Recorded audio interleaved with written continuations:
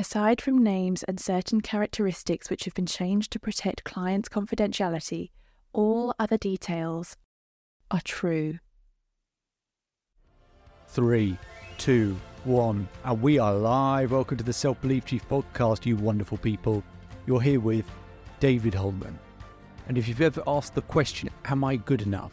Whether it's in your relationships or your performance or your career or in terms of your health, whatever it might be, then you're in the right place. We're not here to hype you up. We're here to give you strategies and techniques to help you transform your life in those areas. Ones that I've shared with the highest performers, from Olympic athletes to business owners. So make sure to hit that subscribe button, share your favorite episodes, and remember, if you change today, today will change your life. A relationship without trust is like a phone without any service. All you can do is play games. And that was a quote from coolfunnyquotes.com. I really liked that one. And that kind of encapsulates what we're going to talk about in today's episode. So let's go through the usual summary. You're going to hear a conversation between myself and a client. What was just happened prior to what you're about to hear is we've done some work over the previous weeks to overcome some previous heartbreak. They've happened to have met someone recently who they start to like, but now they're starting to worry about, can they really trust this person? Or are they going to repeat mistakes of the past? And so I asked them, at the moment, in terms of the balance between pain and pleasure, when it comes to love, love is always the balance between pain and pleasure. I asked her, okay, so when you think about love, what percentages are they at the moment? Is it 50% love, 50% pleasure? What is it? And she said, actually, we're in a good place. It's probably 70% pleasure, 30% pain. I said, okay. I said to her, what has to happen for it to be 80-20?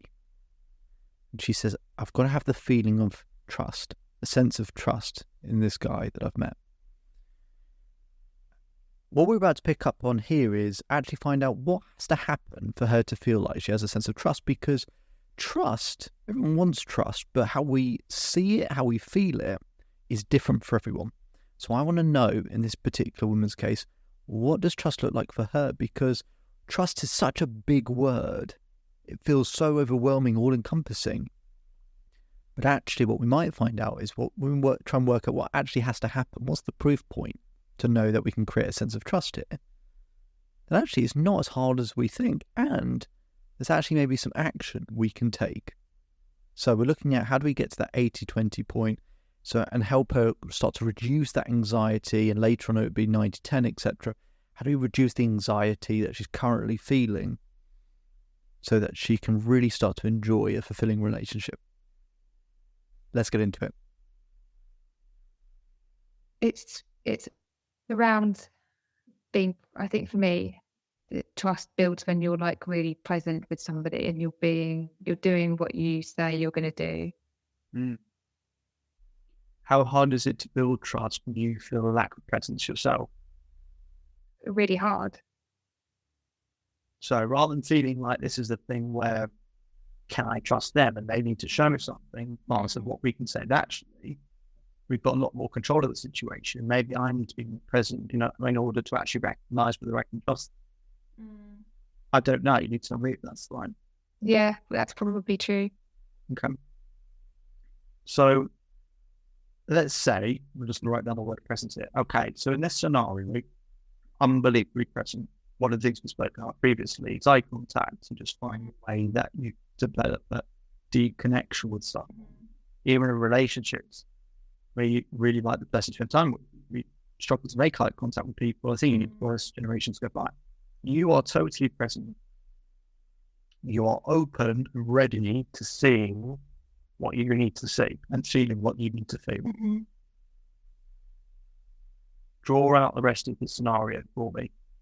Right, you are super present. It allows you to. My brother's here. My brother's here, so he's waving at me. Oh, do you? No, he's digging out some tree stumps for me because he's a legend. So you're present, and it means you're doing also, let's say you're 50% in terms of providing that deep connection with someone. Actually, maybe for the first time in your life, you're starting to work out what presence really is. And you just told me, if I can't really trust people, and the way to trust people is being present, Oh, that's funny. I don't think I've ever really been that present consistently. It's all about presence and then really listening to what they're saying. Okay. And then, so now we've got that bit down. Mm-hmm. Now draw out the rest of that picture for me in terms of how would we know that we can trust this person, right? I'm open, I'm present, I'm available, I'm connected in that way, right? It's all feelings. What would he be doing? Being present as well. Being present. How would you know if he was present? Yes, the eye contact, the ignoring your phone, having that attention. I guess there's kind of, where you are just together. Where would you be?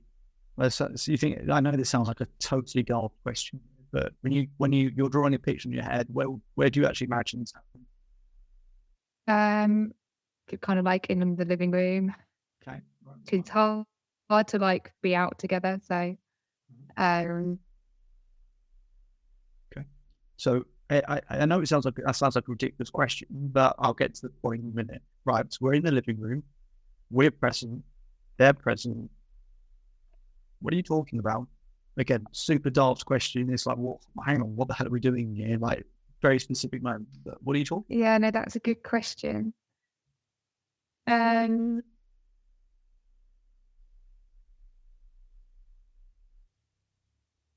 don't know. That isn't that crazy. Things that like matter. What matters to you? Family, friends, and kids, like my sport stuff. Give me take one of those and then be really specific with it. Whatever one of those really matters to you, take one of those and be really specific in terms of what is it about it that you want the ability to be able to talk about or to listen about. That would build trust. Like something that's really like a story that's meaningful, that feels something that you've done, something that really matters to you.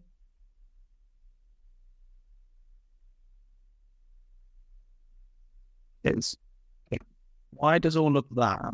So we're sat in the living room, we have eye contact, that lets us know that we are both connected and present, which is what our definition of trust. I'm listening with my full body and a story he is telling about his kids. Can you imagine all of that? How at that point does it make you feel? Happy.